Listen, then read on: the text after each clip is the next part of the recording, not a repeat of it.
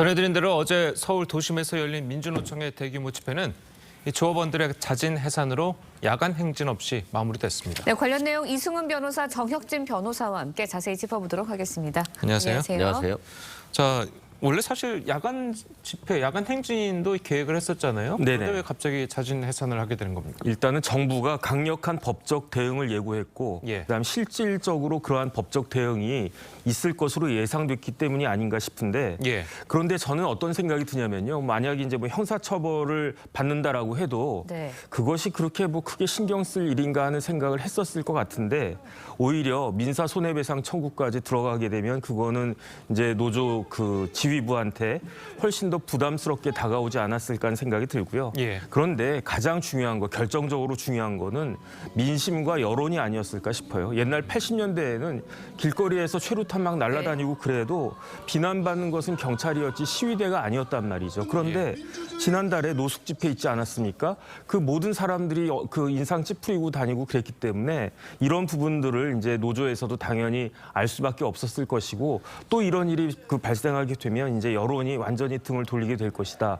이 부분을 가장 두려워하지 않았을까 하는 생각이 듭니다. 예. 네, 세종대로만 해도 8개 차선 중에 4개 차로가 통제가 됐거든요. 그러다 보니까 서울 도심에서 많은 시민들이 이번에도 교통체증을 좀 겪지 않았나 싶어요. 그렇죠. 교통체증이 굉장히 많았고요. 실제 저 같은 경우도 어제 나왔을 때 지하철을 이용했거든요. 그만큼 자동차를 이용한 경우에는 굉장히 교통이 체증이 심했고요. 그래서 국민들의 불편은 굉장히 심할 것으로 보여지는데 다만 이제 집회라든가 이런 것들이 사실상은 소음이나 도로 정체는 기본적으로 필수적으로 따를 수밖에 없는 거잖아요.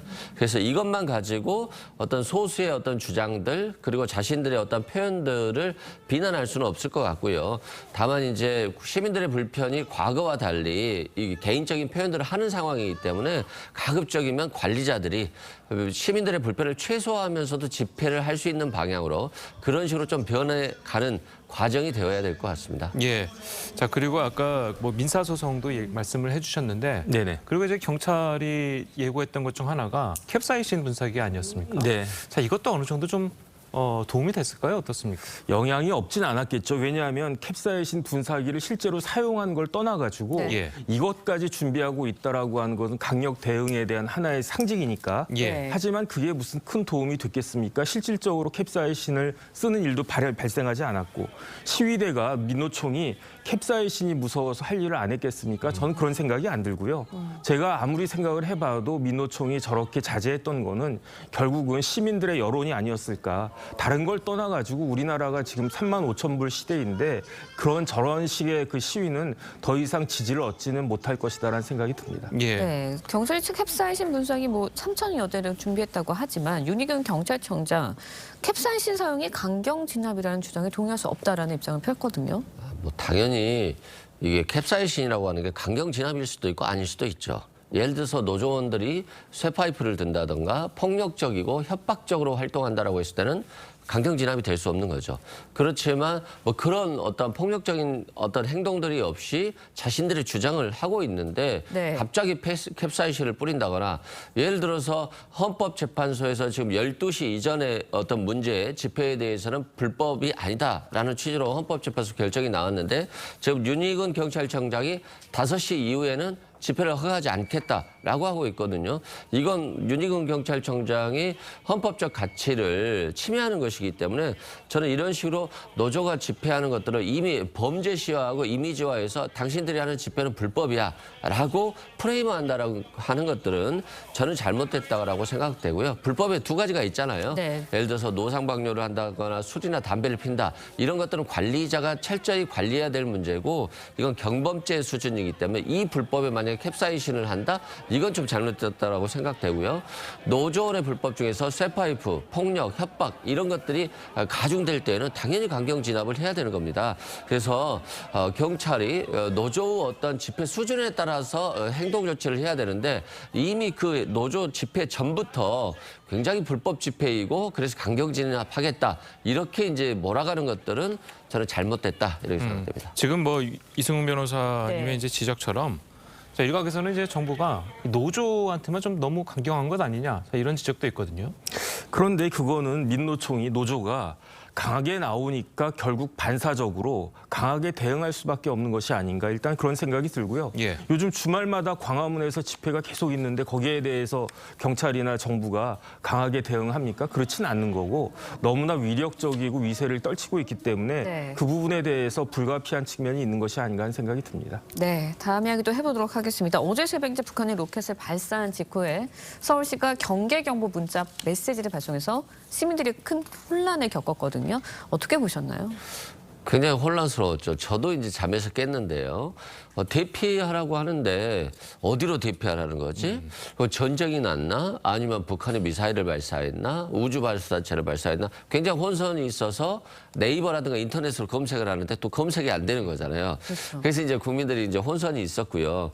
근데 또 좀 우픈 얘기는 조금 있다가 또 오발령이라고 하는 문자가 나오니까 좀 지자체들의 위기 시스템, 국가의 위기 시스템이 좀 문제 있는 거 아니야? 이런 굉장히 우려 의식이 있어요. 왜냐하면 지금 윤석열 정부에서 굉장히 안보에 대해서 굉장히 강화하고 한미일 정보 공유 이런 것들도 강화했잖아요. 근데 일본은 발사하자마자 바로 어디로 대피해라. 지하로 대피해라, 건물 내로 대피해라. 그리고 오키나와 현을 콕 집어서 발령했어요. 그래서 그쪽으로 미사일이 날아올 수 있다는 거잖아요. 그리고 이것들은 북한 미사일 때문에 발사한 거다라고 했는데 우리는 그냥 뭐 때문에 발령한지도 없고 서울 지역으로는 이미 북한이 군산 앞바다 쪽으로 갈 가능성이 있다라고 했단 말이에요. 근데 갑자기 서울에서 발령을 했잖아요. 그런데다가 행안부는 또 오발령이라고 하고, 근데 행안부의 문자 메시지도 저는 이제 문자 메시지 보낸 자체 서울시가 이건 저는 잘못이 없다고 생각해요. 왜 그러냐면 행안부가 백령도 지역에 보내면서 미수신 지역은 지자체가 발령을 하라고 했잖아요. 당연히 발령할 수밖에 없는 거 아니겠어요? 그래서 이런 혼선들 최소한 문자를 보낼 때 어떤 이유로 왜 보내는지 어디로 대피하는지 정도는 있어야 되는 건데 이것조차 없었다는 것 자체가 전혀 준비되지 않은 그런 모습들을 보면서 위기경보 시스템이 전환돼야 된다라고 말씀드립니다. 예, 사실 뭐 어제 그 네. 문자 메시지를 이제 받았을 때 저희는 이제 한참 방송 준비를 하고 있을 때였는데 네네. 이건 뭐 대피를 해야 되는지 뭔지 저희도 이제 한참 고민을 네. 했던 적이 있었는데 이 행안부의 이제 지령에 대해서 좀 지적을 해주셨어요. 네네. 말씀대로 이렇게 좀 뭔가 구체적이지 않은 뭐 지시 사항이라든지 아니면 전달 사항이 좀 더 문제를 키울 수 있다라는 게 이번 사태를 통해서 여실히 드러난 것 같아요. 일단 우리나라 재난안전관리는요 주무부처가 행안부예요. 예. 그 컨트롤 타워가 그랬기 때문에 지난번에 그 할로윈 참사에 있어서도 결국은 행정안전부 장관 책임지라고 탄핵까지 소추되지 않았습니까? 그런데 백령도에든 경계경보가 발령된 건 확실하고요. 그다음 조금 전에 이승훈 변호사님 말씀하신 것처럼 경보 미수신 지역은 자체적으로 판단해라 이렇게 됐단 말이죠. 그렇기 때문에 다른 곳은 자체적으로 판단하면 되는 거였고 서울시 경기도는 안 나왔다고 그러더라고요. 저는 받았는데 서울시는 경보를 발령을 받았는데 제가 곰곰이 생각을 해봤어요. 왜 더 북쪽에 가까운 경기도나 강원도는 안 했는데 서울시에서는 했을까? 제 생각에는 이태원 할로윈 참사가 있었기 때문에 서울시에서는 조금 더 민감한 게 반응하는 것이 아닌가. 그런데 오히려 그 이후에 행안부에서 이런 경계 경보가 오발령이라고 한 게 그게 앞뒤가 맞지 않는 것이 아닌가. 서울시 보고 각 지자체 보고는 자체적으로 판단하라고 했으면서 서울시에서 한 것을 행안부가 오발령이라고 한 게 그게 저는 오히려 조금 더 이상하다라고 생각을 했습니다. 예. 네, 서울시와 행안부의 엇박자가 좀 안타까웠는데 서울시 오세훈 시장 재난 문자 대소동에 대해서 결국은 사과를 했습니다. 하지만 오발령은 아니었다라고 이야기를 했거든요. 저도 오세훈 시장에 한 표를 주고 싶어요. 왜냐하면 일단은 정확한 상황 파악이 안 되니까 문자 메시지를 보내는 게 맞고 예. 특히 행안부가 경보 미수신 지역은 자체적으로 발령하라고 했거든요. 그런데 이 경보 미수신 지역을 행안부는 어떻게 해석하냐면 백령도, 대청도에 있는 미수신 지역이라는 거예요. 아무리 해석을 해도 그렇게 해석이 안 되거든요. 그래서 서울시가 보내는 건 잘했는데 문제는 왜 발령을 했는지 그리고 어디로 대피하는지 정도는 나와야 돼요. 근데 이게 없이 하니까 오히려 혼선인 거잖아요. 만약에 이 문자를 듣고 국민들이 대피하기 위해서 대피소로 이동을 하고 있었어요. 그런데 바깥에 미사일이 떨어졌다고 하면 더 위험한 상황이에요. 일본에서 경고 메시지는 보면 집 안에 있거나 또는 그 지하로 대피하라고 했거든요. 명확한 거예요. 왜 그러냐면 북한에서 이미 우주 발사체를 쏜다고 했고 그래서 오키나와현이나 군산 앞바다로 간다고 했거든요. 그러면 이게 한 발이잖아요. 다중에서 공습이 아니잖아요. 그러니까 당연히 집 안에 있어야죠. 근데 이것 보고 대피소로 이동했으면 위험한 상황이 될 수 있는 거잖아요. 그래서 오세훈 시장이 발령한 것 자체 이건 잘못이 없습니다만 발령의 내용은 한참 수준이 떨어지는 오히려 국민들을 더 위험하게 만드는 발령이었다라고 말씀드립니다. 자, 그 위기 전환 시스템에 대해서 저희가 이제 또 네. 생각해 보야 될 부분이 어제 또 막 방송을 이제 했잖아요. 네. 밖에서도 이제 들을 수 있도록.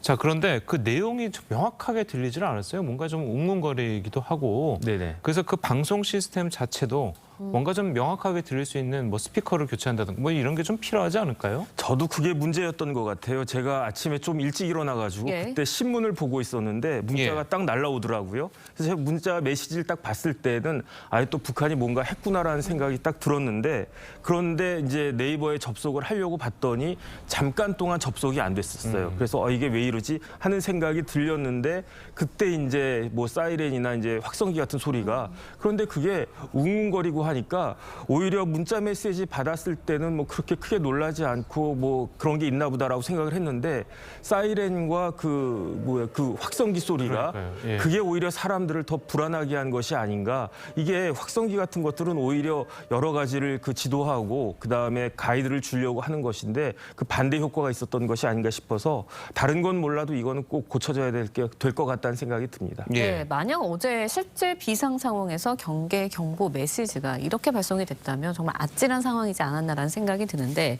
사실 시민 입장에서 대피소로 대피를 하라는데 대피소가 어디 있는지도 모르는 상황들이 많거든요. 어떻게 해야 되나요?